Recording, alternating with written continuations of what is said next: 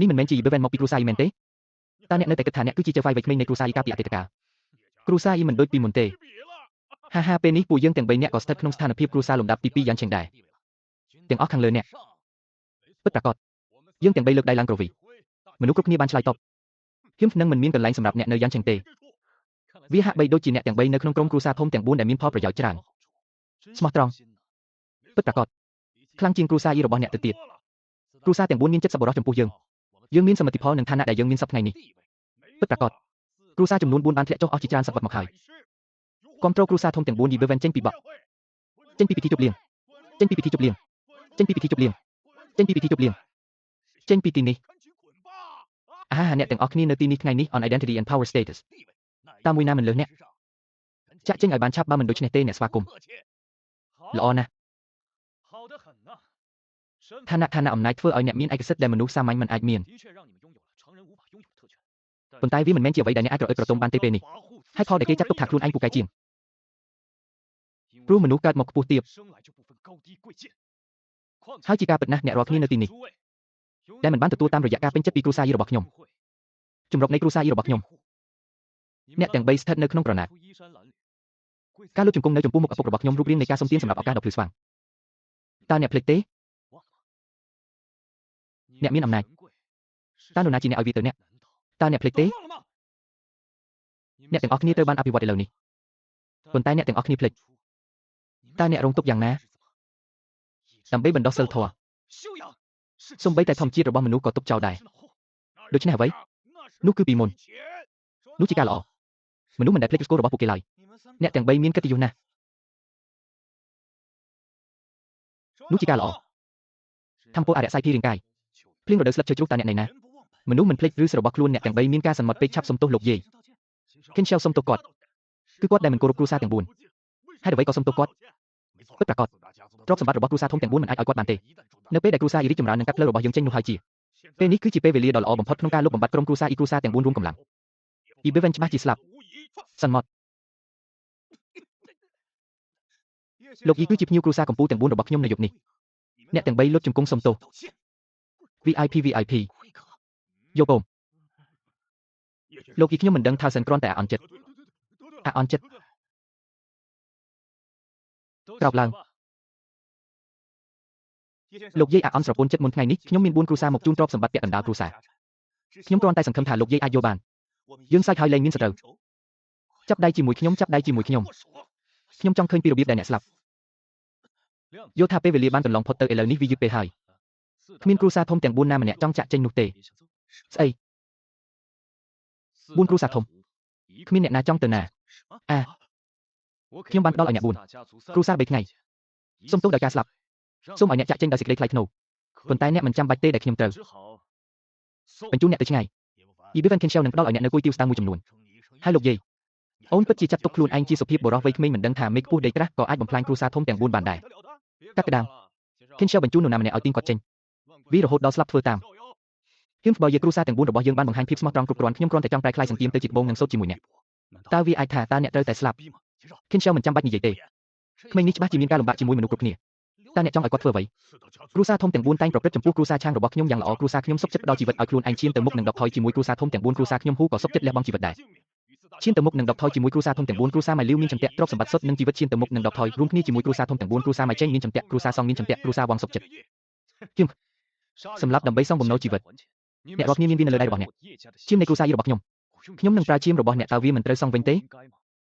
Event គុំល្ងងសរសើរគេចង់ឲ្យជីវិតគ្រួសារទាំង4អូននៅក្មេងហាកូនជីវិតខ្ញុំល្អជាងបងតើអ្នកបានធ្វើអ្វីដាក់ខ្ញុំ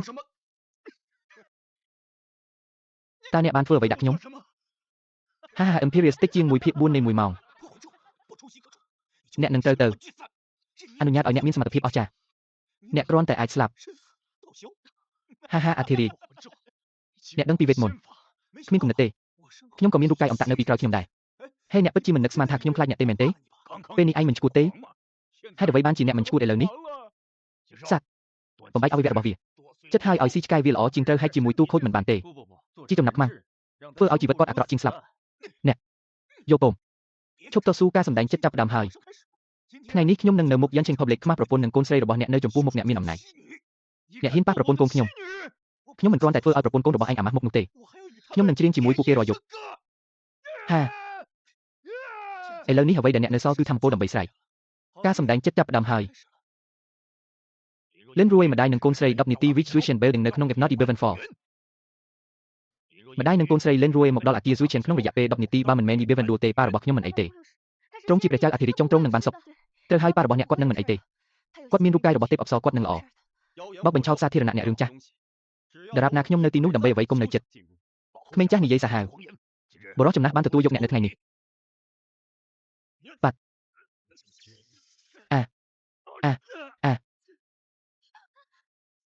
គ្រាន់តែជាជីវិតរមែងស្លាប់ដូចជាអ្នកមានអំណាចខ្លាំងណាស់បរិសុទ្ធចំណាស់ត្រូវបានបំភ្លឺដោយអមតា Oral Lecture អ្នកមិនអាចវាខ្ញុំបានទេចុះអាមួយនេះ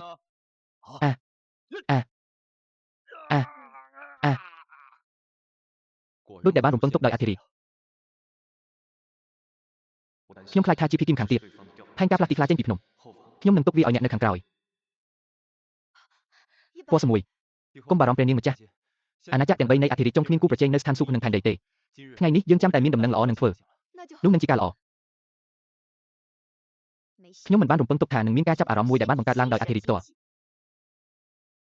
ហាវាមិនសំខាន់ទេពិធីជប់លៀងបានដំណើរការល្អពីបេវែនអ្នកមិនអាចគេចផុតបានទេគិនវ៉ៃបានជូនដំណឹងដល់គ្រួសារ3ផ្សេងទៀតតោះទៅពិធីជប់លៀងព្រះចៅអធិរាជបេវែនមើលមុខអូនមើលខ្មាស់គេណាស់ហារូបរាងដ៏កាចសាហាវនេះខ្ញុំចូលចិត្តដែលអ្នកមិនចូលចិត្តខ្ញុំអ្នកមិនអាចកំចាត់ខ្ញុំបានទេហា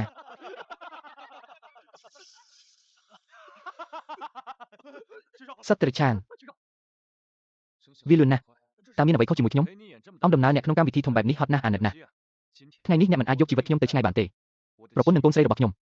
អ្នកមិនអាចយកវាទាំងអ្នកមិនមែនជាអ្នកស្លាប់គ្រាន់តែជាអក្ខរាវិរុទ្ធបំបែកប្រលឹងធ្វើការសម្រាប់ពួកគេចំពោះខ្ញុំតើអ្នកគិតថាវានឹងដំណើរការទេហើយអក្ខរាវិរុទ្ធនេះនឹងខំត្រឡប់មកវិញ No that's possible Fox Fairy នឹងមិនកុហកខ្ញុំទេអ្នកកុហកខ្ញុំមិនហ៊ានប៉ះនាងមើលបាត់ដៃខ្លួនឯងជាមុនសិនណាហេដៃរបស់ខ្ញុំដៃខ្ញុំក៏ខ្មៅដែរខ្ញុំមិនចង់ស្លាប់ទេខ្ញុំស្មោះត្រង់នឹងអ្នកហេតុអ្វីបានជាយ៉ាងនេះនិយាយគាត់មិនអាចការពារខ្លួនឯងបានទេអាចជួយសង្គ្រោះអ្នកលោកអាគីណូសង្គ្រោះជីវិតយើងហ៊ឹមហ្វ្យូអាកបពេលរយៈ3យ៉ាងនោះលឿនណាស់ខ្ញុំស្នើឲ្យអ្នកឈប់ខែនប្រសើរជាងការស្លាប់យឺតខ្ញុំឆ្ងល់ថាហេតុអ្វីនៅតែមិនយល់ពីដើមដល់ចប់កញ្ជ្រោង9កំពុងប្រើអ្នកគាត់ចង់សម្លាប់ឯងមុនតែឯងស្លាប់ទេឪពុកឯងមានតែគ្រួសារធំទាំង4របស់ឯងនឹងមកទីនេះរួមគ្នាដោះស្រាយជាមួយឯងវាគ្រាន់តែជាចំណីកាណុងមិនអាចទៅរួច Fox Fairy នឹងមិនកុហកខ្ញុំទេអ្នកកុហកខ្ញុំអ្នកគិតថាសត្វព្រៃនៅក្នុងភ្នែករបស់អ្នកតើវាមិនមែនជាអ្នកបបាញ់ទេឬខ្ញុំក៏កំពុងរងចាំអ្នកទាំង4គ្រួសារទាំងមូលត្រូវបានប្រមូលផ្ដុំនៅទីនេះមែនទេបើមិនមែនទេអ្នកតើវានឹងមកទេពីបេវែនខ្ញុំសូមអង្វរអ្នកជួយខ្ញុំផងការស្លាប់មិនមែនជាការអាណិតទេពីបេវែនខ្ញុំនឹងមិនឲ្យអ្នកទៅទេប្រសិនបើខ្ញុំជាខ្មោចឯងមិនអាចទៅឋាននរកបានទេបើខ្ញុំនៅទីនេះអ្នកនឹងស្លាប់ទាំងអស់អ្នកអាយ៉ាលោកលិនលោកស៊ូលោកឡៃលោកចៅប្រសិនបើមួយហេពណ៌6ទៅម៉ាក់ហេតុអ្វីអ្នកនៅទីនេះអ្នកមិនដឹងទេយីបេវែនយប់នេះបរិសុទ្ធម្នាក់ប្រឆាំងនឹងគ្រួសារទាំង4សូម្បីតែយ៉ាងចេញទាំងមូលតើនេះមិនមែនជាការប៉ុនប៉ងធ្វើអត្តឃាតទេគាត់នឹងស្លាប់នៅថ្ងៃនេះអ្នកគឺបែបនេះអ្នកខ្ចប់របស់អ្នកប្រញាប់យកកូនមកលៀនជាមួយខ្ញុំវិញកុំបារម្ភឪពុករបស់អ្នកប្រកាសជានឹងទទួលយកអ្នកម្ដងទៀតម៉ាក់វានឹងមិនយឺតពេលទេនៅពេលដែលយីបេវែនបានបាត់ខ្លួនការធ្លាក់ចុះនៃគ្រួសារអ៊ីត្រូវបានបែកបាក់ដោយសារតែខ្ញុំមិនយល់ព្រមរៀបការម្ដងទៀតឪពុករបស់ខ្ញុំបានទៅកាន់ប្រព័ន្ធផ្សព្វផ្សាយគ្រួសារអ៊ីបានធ្លាក់ក្នុងបញ្ហាសូម្បីតែផ្ដាច់ទំនាក់ទំនងឪពុកកូនជាមួយខ្ញុំផ្ទះតើខ្ញុំមានផ្ទះនៅឯណាប៉ារបស់អ្នកនៅប៉ុន្មានថ្ងៃទៀតវាជាថ្ងៃកំណើតរបស់គាត់អញ្ចឹងទេអ្នកទិញរបស់ឆ្ងាញ់ត្រឡប់ទៅវិញហើយនិយាយអ្វីដែលល្អលួងលោមគាត់ឪពុកនិងកូនស្រីប្រកាសណាស់ថាត្រូវវិលវិញជាមួយគ្នានេះជាលើកចុងក្រោយដែលអ្នកនឹងមានឱកាសត្រឡប់ទៅគ្រួសារលេនដែលខ្ញុំមិនចង់បានប៉ានឹងការពារខ្ញុំនិងម៉ាក់យើងមិនទៅផ្ទះលេនរបស់អ្នកទេតើអ្នកកំពុងនិយាយអំពីអ្វីតើគ្រួសារលេនរបស់អ្នកជាអ្វីកុំភ្លេចថាអ្នកក៏មានឈាមនៃគ្រួសារលេនដែរគំនិតល្អស្ត្រីចំណាស់ស្លាប់អ្នកណាឲ្យអ្នកមកទីនេះដោយគ្មានការអនុញ្ញាតតើអ្នកជានរណាពណ៌1អ្នកទៅចុះទៅខ្ញុំនឹងប្រាប់អ្នកពីអ្វីខ្ញុំលេង Go Shield មិនមានកូនស្រីដូចអ្នកទេកុំគិតថាចូលផ្ទះគ្រួសារលីនអស់មួយជីវិតយើងក៏មិនខ្វល់ដែរគំនិតល្អឆ្អឹងខ្នងខ្ញុំចង់ឃើញថ្ងៃនេះតើការស្លាប់របស់ Hibeven Wade នេះយ៉ាងណាអ្នកគ្មានគំនិតទេពុកឲ្យចំពោះអ្នកពិតជាអស្ចារ្យណាស់វត្តមាននៃការភ័យខ្លាចនិងការកោតសរសើរអ្នកនឹងមិនវិនិច្ឆ័យគាត់ទេប្រសិនបើ Hibeven អាចរស់ឡើងវិញបាននៅថ្ងៃនេះខ្ញុំមិនត្រឹមតែសុំទោសលោកខ្ញុំក៏បានយកទ្រព្យសម្បត្តិគ្រួសារលេនទុកឲ្យគាត់ទាំងអស់គ្រាន់តែវង្វេងត្រឡប់ទៅវិញអ្នកចាស់ស្លាប់ប្រសិនបើមួយមិនធម្មតាអ្នកត្រូវតែត្រឡប់មកវិញដោយសុវត្ថិភាពនិងរស់ណែននឹងខ្ញុំទាំងពីរកំពុងរងចាំ កូនប្រុសកូនប្រុសកូនប្រុស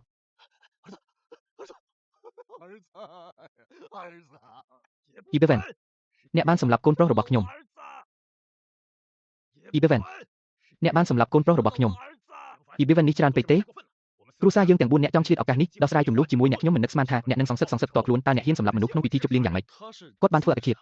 អ្វីដែលមិនមែនជាអាជីវកម្មរបស់ខ្ញុំស្លាប់នៅក្បែរអ្នកនៅតែនិយាយកុហកឥឡូវគាត់ Kinshais បានស្លាប់ក្នុងដៃឪពុក Kinwai គេក៏អាចនិយាយបានដែរថាឃាតករគឺគាត់អ្នកឯងអ្នកស្លាប់របស់ Kinshais អ្នកអាចសួរអ្នកទាំង4ឈ្មោះនៅពីក្រោយអ្នកទោះបីជាគាត់មិនស្លាប់ក៏ដោយខ្ញុំនឹងឲ្យគាត់ទៅដែររួមទាំងគ្រួសារធំទាំង4របស់អ្នកហួសចិត្តតើអ្នកមានគុណវុឌ្ឍអ្វីខ្លះដើម្បីសម្រេចចិត្តជោគវាសនានៃគ្រួសារទាំង4បរិសម្នាក់នេះមានសភាពព្រឹកទ្រង់ចូលរំសាយកំហឹងចោលបើមិនសម្លាប់ទេអ្នកនឹងមិនរំងាប់កំហឹងរបស់ហ្វូងមនុស្សឡើយសម្លាប់គាត់សម្លាប់គាត់សម្លាប់គាត់សម្លាប់គាត់សម្លាប់គាត់គ្រប់គ្នានៅស្ងៀមស្ដាប់ខ្ញុំរំជួលចិត្តពេកហើយទើបតែពេលនេះមូលហេតុនៃការស្លាប់របស់កូនប្រុសខ្ញុំមិនទាន់អាចកំណត់បាននៅឡើយទេវាមិនមែនជាអ្វីដែលលោកយីបានធ្វើនោះទេថ្ងៃនេះគឺជាបដិសណ្ឋារកិច្ចគ្រួសារដ៏ធំបំផុតទាំង4របស់យើងសម្រាប់លោក IP កុំធ្វើឲ្យប៉ះពាល់ដល់សន្តិភាពរបស់អ្នកយកកូនប្រុសខ្ញុំទៅឆ្ងាយតើវាជានរណាលោកយីយើងបានលះបង់ទ្រព្យសម្បត្តិទាំងអស់របស់យើងកំហឹងរវាងយើងត្រូវបានកាត់ចេញរបៀបលោកយាយទ្រព្យសម្បត្តិគ្រួសារធំទាំង4បុកបញ្ចូលគ្នាមានតម្លៃជាងបរិសុទ្ធមានបំផុតលើពិភពលោកទៅទៀត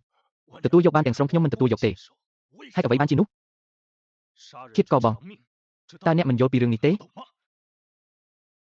Ibevan កុំរំចានសំណាងរបស់អ្នកគ្រួសារធំទាំង4បានទម្លាក់ខ្លួនផ្ដល់ឲ្យអ្នកនៅមុខគ្រប់គ្រាន់មិនមែនគ្រប់គ្នាសុទ្ធតែមានកិត្តិយសនេះទេកុំអៀនខ្មាស់អ្នកមិនចង់បាត់បង់លុយទេតើអ្នកចង់បានអ្វីខ្ញុំចង់ឲ្យពួកគេស្លាប់ដូច្នេះមិនមានកន្លែងសម្រាប់ការចរចាទេ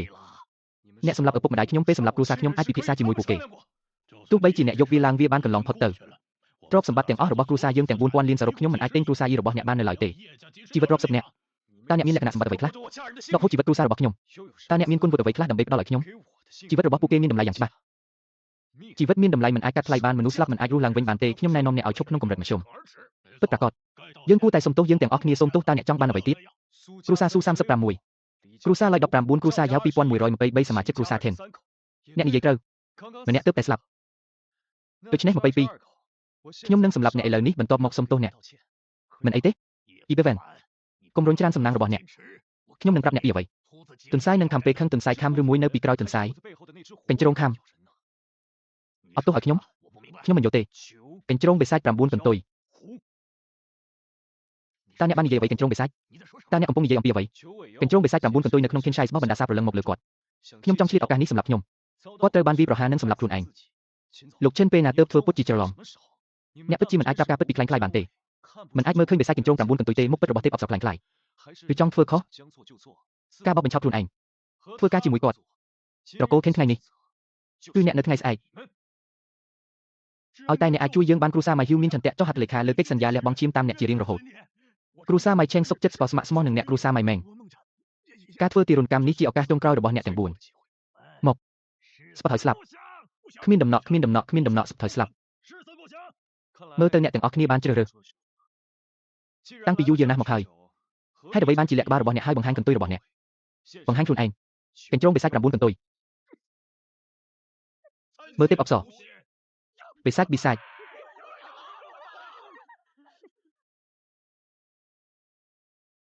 មិត្តចាស់ខានឃើញយូរហើយតើអ្នកណាជាមិត្តរបស់អ្នកបិសាចថ្ងៃនេះខុសគ្នាឥឡូវនេះខ្ញុំបានឈ្នះតើអ្នកណានឹងស្លាប់អ្នកមិនដែលដឹងទេអំពើអាក្រក់មិនបង្ក្រាបអំពើល្អទេព្រឹត្តិការណ៍ឋានសួគ៌ផ្ទាល់ខ្លួនថ្ងៃនេះអធិរាជនេះនឹងសម្លាប់អ្នកមាក់ងាយដាវ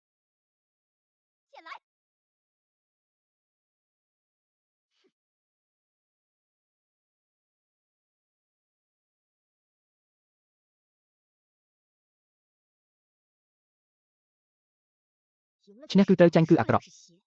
ច្បាប់ព្រៃប្រវត្តិសាស្ត្រត្រូវបានសរសេរដោយអ្នកឈ្នះគ្មានការព្យាបាលទេវាគ្មានប្រយោជន៍ទេក្នុងការនិយាយច្រើនពេករស់ឡើងវិញបិសាច Kenshin ស្រមោលពោបំបែកវាសម្រាប់ខ្ញុំ